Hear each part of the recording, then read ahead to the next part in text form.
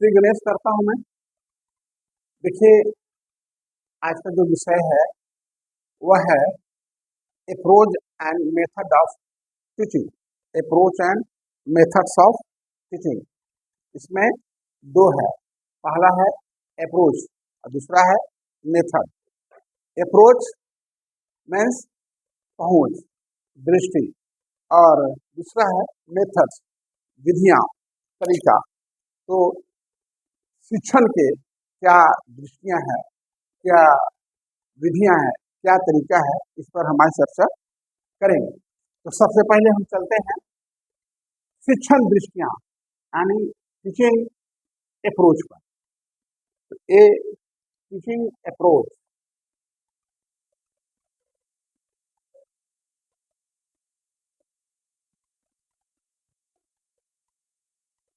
Teaching approach, teaching approach,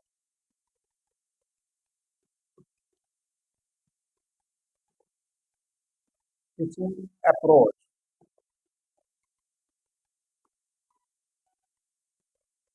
ठीक है, इस पर हम बात करेंगे।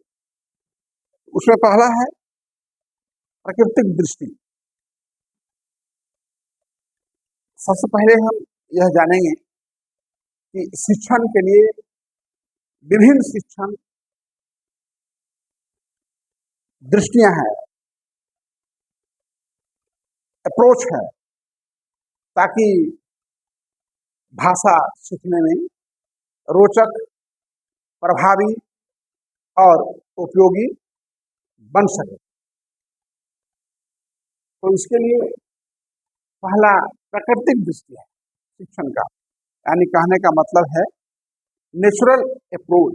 कैसा अप्रोच? Natural approach. यह है नेचुरल, नेचुरल अप्रोच। प्राकृतिक दृष्टि, प्राकृतिक दृष्टि मीन्स यह दृष्टि बच्चे की मातृभाषा के समान वातावरण में भाषा सिखाने पर बल देती है।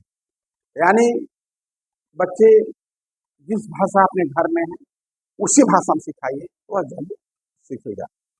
इसके बाद जैसे उदाहरण मान लीजिए वार्तालाप, बातचीत, कहानी। कहानी से बच्चों को सोचने की क्षमता, मस्तिष्क प्रशिक्षित होता है। इसलिए छोटे बच्चों को छोटी छोटी कहानियां जरूर बताना चाहिए, प्रेरणादायक कहानियां जरूर बताना चाहिए। कहानी किताब ही आती है, खेलों के माध्यम से सिखाना, ये सारी चीजें जो है वार्तालाप, कहानियां, खेल, यह जो है नेचुरल अप्रोच में आता है, नेचुरल सीख में आता है। और एक है प्रत्यक्ष विधि, डायरेक्ट। प्रत्यक्ष मीन्स डायरेक्ट अप्रोच। ये क्या है? Direct approach. ठीक है, डायरेक्ट अप्रोच का मतलब है इस दृश्य में अनुवाद का प्रयोग नहीं किया जाता है। विद्यार्थियों को हिंदी वातावरण में सीधे भाषा का प्रयोग कराया जाता है।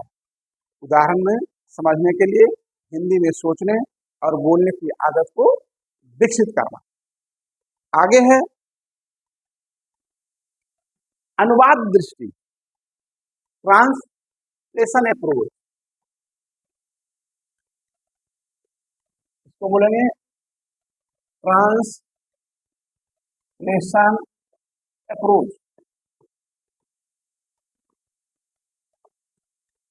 अनुवाद दृष्टि। अब अनुवाद दृष्टि क्या है भाई? इस दृष्टि में मातृभाषा की सहायता से हिंदी नहीं सिखाई जाती, जो हम घर में बोलते हैं उसे धीरे धीरे हिंदी में सिखाई जाती है। अंग्रेजी माध्यम विद्यालयों में यह दृष्टि प्रयोग ज्यादा होता है। जैसे हम लोग क्या करते हैं, हिंदी से अंग्रेजी करते हैं या अंग्रेजी से हिंदी करते हैं। बुक, बुक मीन्स किताब, किताब का इंग्लिश क्या होता है? बुक। वाटर मीन्स पानी, पानी मीन्स वाटर। तो ये जो है आपका ट्रांसलेशन अप्रोच में आएगा, ये भी पढ़ाने की सीखने की एक पद्धति है। अब है, हम कई बार बता चुके हैं आप लोगों को बाइलिंगुअल अप्रोच। बाइलिंगुअल क्या होता है? द्विभाषी। द्विभाषी, इसमें शिक्षक दोनों भाषाओं, मातृभाषा हिंदी का उपयोग करता है। देखिए यहाँ है द्विभाषी, इसको बोलते हैं बाइलिंगुअल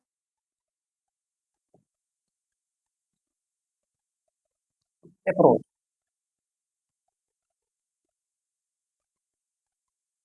ये जो आपका बाइलिंगुअल अप्रोच है, यह आपका, इसमें शिक्षक दोनों भाषाओं, मातृभाषा और आपका हिंदी का उपयोग करता है।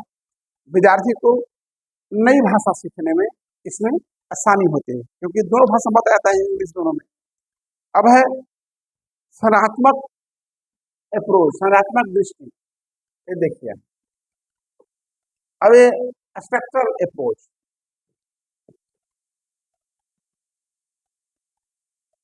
अप्रोच स्ट्रक्चरल अप्रोच क्या है? अब ये स्ट्रक्चरल अप्रोच जो है, इस दृष्टि में हिंदी भाषा के वाक्यों पर विशेष ध्यान दिया जाता है। जैसे मैं स्कूल जाता हूँ, वह बाजार जाता है, हम खेलते हैं, हम खाना खाते हैं, वह अन्य अन्य। तो ये आपका था, ये जो 5 थे, यह आपके शिक्षण दृष्टिया में आता है, यानी किसी अप्रोच में आता है। अब जो आपके पास आगे है, यह शिक्षण विधियां। शिक्षण विधियां, व्याकरण अनुवाद। व्याकरण अनुवाद यानी ग्रामेटिकल जो है, ग्रामर ट्रांसलेशन मेथड इसको कह सकते हैं। व्याकरण के नियमों के द्वारा भाषा सिखाई जाती है, grammar translation method.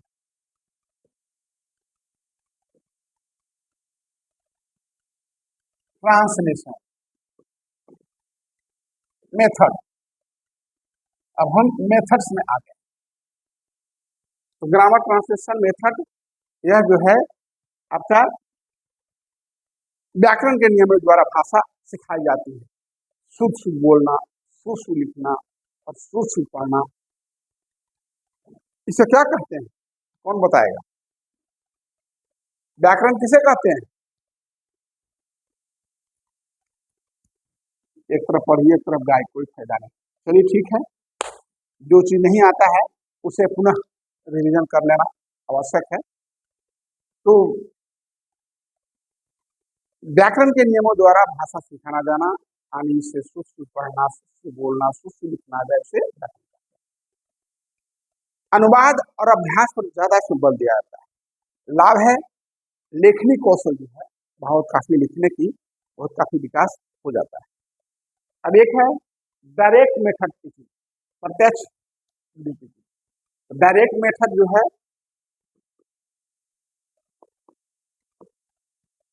Direct method, direct method जो है, यह आपका हिंदी का ज्ञान केवल हिंदी माध्यम से दिया जाता है। जैसे चित्रकला या क्रिया वस्तु आदि के माध्यम से शब्दों को, अर्थों को समझाना, यानी हिंदी को हिंदी में ही समझाना। इससे लाभ होता है कि बोलने और समझने की क्षमता की वृद्धि होती है। जैसे मैं जो पढ़ा रहा हूँ, बाइलिंगुअल दोनों में, हिंदी में भी और इंग्लिश में। और दूसरा है श्रव्य दृष्टि विधि। श्रव्य दृष्टि विधि का मतलब है, इसको अंग्रेजी में ऑडियो विजुअल मेथड, इसको क्या बोलेंगे?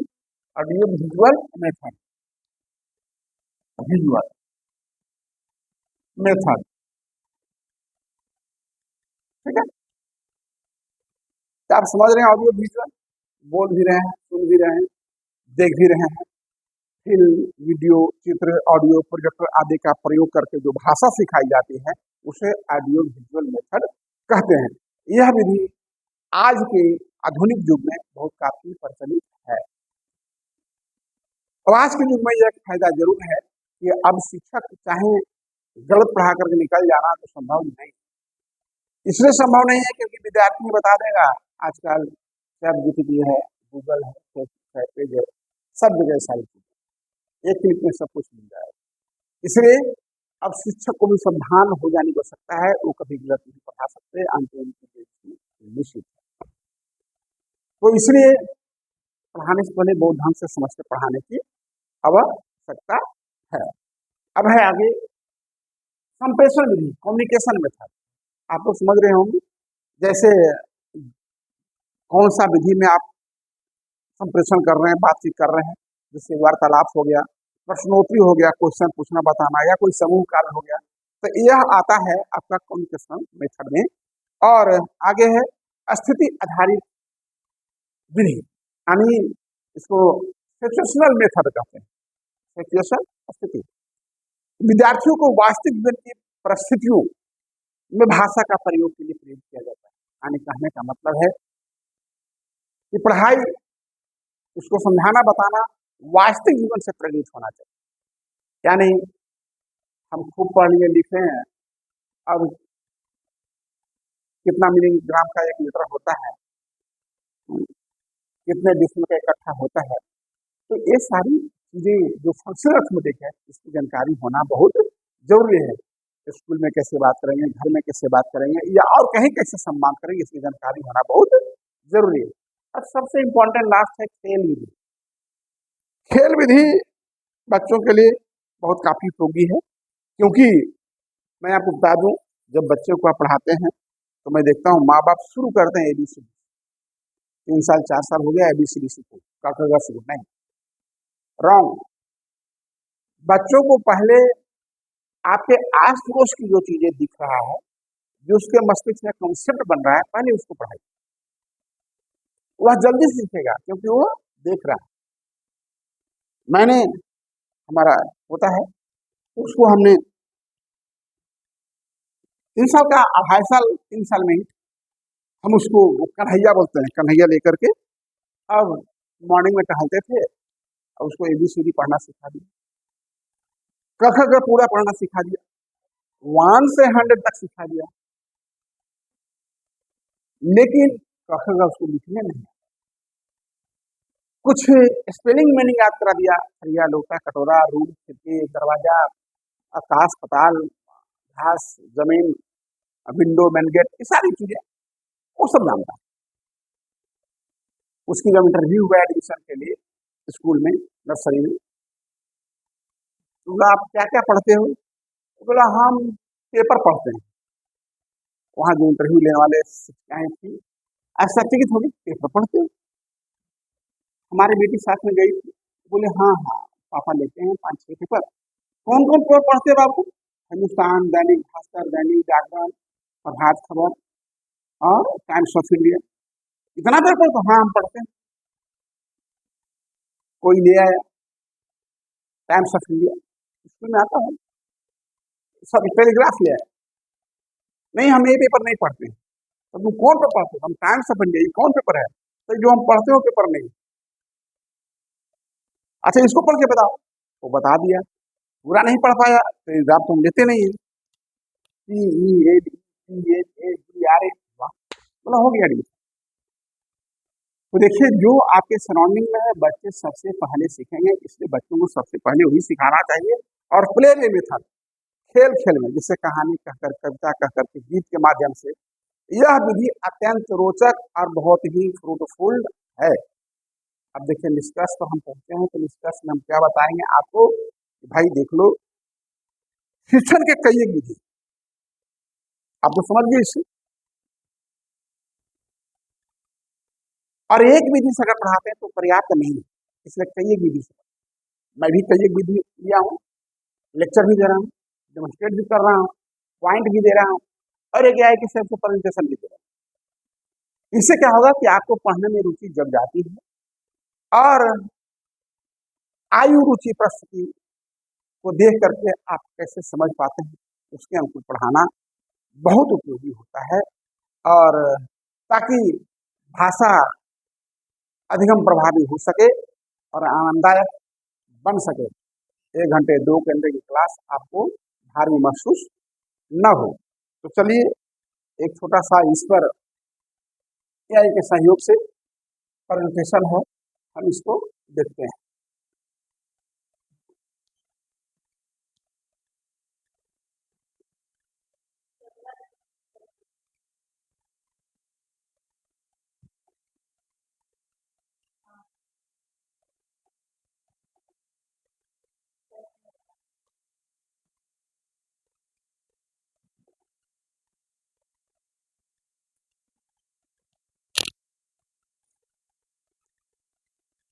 देखिए, शिक्षण की पद्धतियां।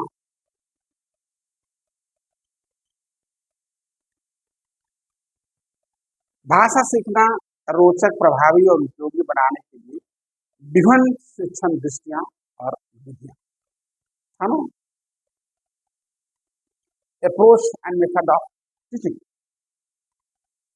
यही है approach and method of teaching, शिक्षण विधियां और दृष्टियां। तो पहले शिक्षण दृष्टियां पर हम नजर डालेंगे। प्राकृतिक दृष्टि, नेचर अप्रोच, मातृभाषा के समान वातावरण में भाषा सीखना, वार्तालाप, कहानियां और खेलों के माध्यम से हिंदी का ज्ञान, ये किसमें आता है? नेचर अप्रोच में। प्रत्यक्ष दृष्टि, डायरेक्ट, तो जो डायरेक्ट अप्रोच है, अनुवाद के बिना सीधे हिंदी वातावरण भाषा का प्रयोग किया, यानी कोई अनुवाद की जरूरत नहीं, डायरेक्ट अपनी मातृभाषा में सीखा। हिंदी में सोचने और बोलने की आदत इसमें विकसित हो जाती है, क्योंकि यह घर की भाषा है, स्कूल की भाषा है। अनुवाद दृष्टि, ट्रांसलेशन मेथड, मातृभाषा की सहायता से हिंदी सीखना अंग्रेजी माध्यम विद्यालय में उपयोगी है, क्योंकि उसको ट्रांसलेट करके सिखाते हैं।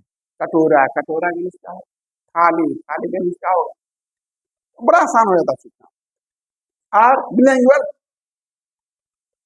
अप्रोच, द्विभाषी, यानी दोनों भाषा में, मातृभाषा में भी और हिंदी में भी उपयोग करके विद्यार्थी को नई भाषा सिखा सकते हैं, जैसे घर की भाषा, हिंदी भाषा और उसमें अंग्रेजी भाषा। आगे है रचनात्मक दृष्टि। रचनात्मक,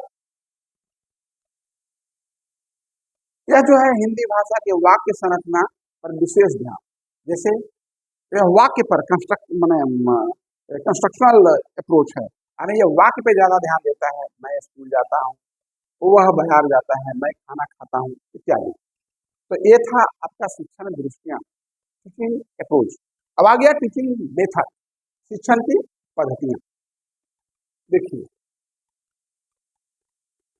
व्याकरण अनुवाद विधि, व्याकरण यानी ग्रामर ट्रांसलेशन मेथड, व्याकरण के नियमों द्वारा भाषा शिक्षण, लेखन कौशल को सुधार, लेकिन बोलने की क्षमता का विकास कम हो, यानी इसमें लेखनी विकास होता है, लिखने का कौशल का विकास होता है, पर बोलने की क्षमता का विकास नहीं हो पाता, क्योंकि इसमें सिर्फ और सिर्फ हम भाषा शिक्षण में लेखनी कौशल में ज्यादा ध्यान देते हैं।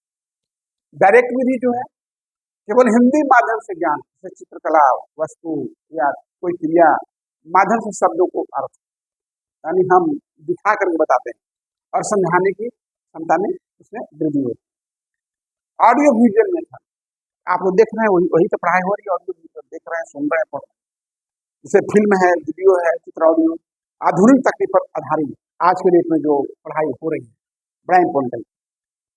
संप्रश्नात्मक विधि, कम्युनिकेशन, वार्तालाप, प्रश्नोत्तरी, समूह कार्य पर बल दिया जाता है। और स्थिति आधारित विधि, यानी सिचुएशनल मेथड। सिचुएशनल मेथड का मतलब है कि परिस्थिति अनुकूल, यानी वास्तविक जीवन की परिस्थितियों में भाषा का प्रयोग, उससे बच्चे क्या है, बहुत जल्द सीख पाएंगे। इसके साथ खेल विधि, मैं तो बता चुका हूं अभी, खेल खेलने पढ़ा देना, कहानी का के सिखाना, कविता का के सिखाना, गीत के माध्यम से बताना। कई चीजें देखते हैं ना लोग, गीत के माध्यम से उस चीज को, कई गायक हैं जो बता देते हैं। अब निष्कर्ष में हम आए हैं तो बताता हूं, शिक्षण हिंदी के लिए कोई एक विषय विधियां पर्याप्त नहीं, मैं बताया था, अनेक अप्रोच और मेथड का उपयोग करिए, ताकि शिक्षक को विद्यार्थी की आयु, परिस्थिति, उद्देश्य के अनुसार विभिन्न दृष्टियों और विधियों का समन्वय करना चाहिए। क्यों करना चाहिए? क्योंकि हम आपके करंट फंक्शनल लेवल के अनुकूल अगर हम नहीं पढ़ाएंगे तो आप शायद सही ढंग से नहीं सीख पाएंगे। इसलिए हमको आपके स्तर तक जाके पढ़ाना होगा। पढ़ाने के लिए एक मेथड यह भी है कि हम पढ़ के आए और आपको बोल के 1 घंटा चले, लेकिन नहीं, हम कुछ मेथड चुनते हैं ताकि हो सकता है तो हमारी बात को हम फास्ट बोल रहे हैं, न समझ पाए तो लिखा हुआ है, पॉइंट भी दी हुई। प्रभावी शिक्षण बिन विधियों का स्मरण है। प्रभावी शिक्षण चाहते हैं तो जो विभिन्न विधियां हैं, डिफरेंट टाइप्स का मेथड है, अप्रोच है, उसका उपयोग करें और आनंददायक अधिगम रोचक और उपयोगी भाषा सीखना है तो इसके लिए भी आप जो different types of approach and method है उसका उपयोग करिए और तब जाकर के आप ढंग से सीख सकते हैं। पहले की बात चली गई कि सिर्फ और सिर्फ आप रट करके सीखते थे, अब रटने की जमाना नहीं, अब जमाना समझने की है, अब आ गया है अबेकस, क्या बोलते हैं उसको, अबकस। तो उस जमाने के अनुकूल हम लोग को चलना पड़ेगा। तो चलिए, आज का जो विषय हमारा था शिक्षण विधियां और शिक्षण दृष्टियां, टीचिंग अप्रोच एंड मेथड समाप्त होता है। सभी को नमस्ते, प्रणाम, सलाम, जोहार, जय हिंद।